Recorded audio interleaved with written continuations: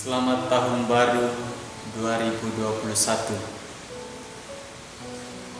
Tahun 2020 telah kita lewati dan sekarang kita memasuki tahun yang baru, yaitu tahun 2021.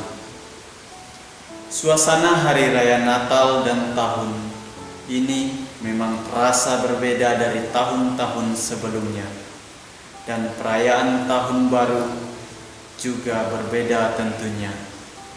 Berbeda karena kita merayakannya di tengah pandemi virus corona. Sebagian besar dari kita hanya bisa merayakan misa Natal dan Tahun Baru secara online dari rumah kita masing-masing. Suasana yang kita alami saat ini tentu tidak merubah nilai iman kita sebagai orang Katolik. Suasana Hari Raya Natal dan Tahun Baru adalah suasana sukacita dan damai bagi kita orang Katolik, di mana gereja mengajak kita untuk merayakan Hari Raya kelahiran Tuhan kita, Yesus, dan Hari Raya Santa Perawan Maria, Bunda Allah. Bersama gereja kita mengawali Tahun Baru sebagai Hari Raya Santa Perawan Maria sebagai Bunda Allah dan perayaan Hari Perdamaian Dunia.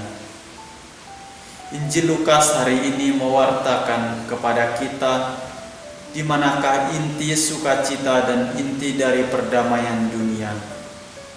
Dalam Injil telah diwartakan kepada kita tentang para gembala yang mengalami sukacita dan damai setelah bertemu dengan kanak-kanak Yesus yang dibungkus dengan kain lampin di dalam palungan. Perjumpaan itu menumbuhkan rasa baru, yaitu sukacita dan damai di hati para gembala. Sukacita dan damai yang dialami oleh para gembala lewat perjumpaan dengan Yesus Kristus, mereka wartakan kepada semua orang. Mereka tidak menyimpan sukacita dan damai itu hanya untuk diri sendiri. Injil berkisah, para gembala itu lalu memberitahukan apa yang dikatakan oleh para malaikat ketika menjumpai mereka. Yang dikatakan oleh para malaikat adalah kabar sukacita dan damai bagi segala bangsa karena Sang Juru Selamat, yaitu Kristus dan Tuhan, telah lahir dan hadir di tengah kita, umat manusia.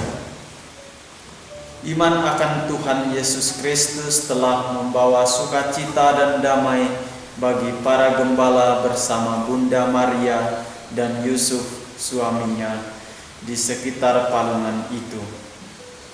Yesus Kristus adalah pembawa damai yang sejati, yakni untuk menebus kita dari dosa, seperti disampaikan dalam bacaan kedua.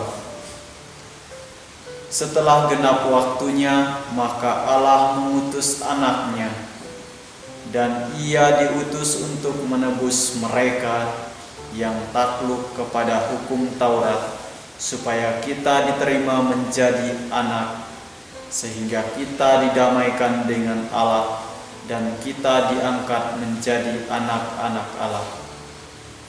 Kedatangan Yesus membawa damai di hati kita, karena olehnya kita diperdamaikan dengan Allah dan kembali menjadi anak-anak kesayangannya.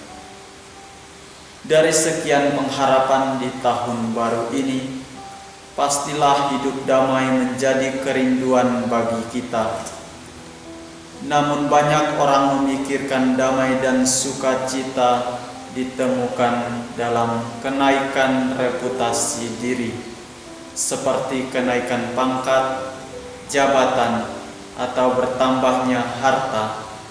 Tetapi perayaan hari ini menunjukkan hal yang berbeda.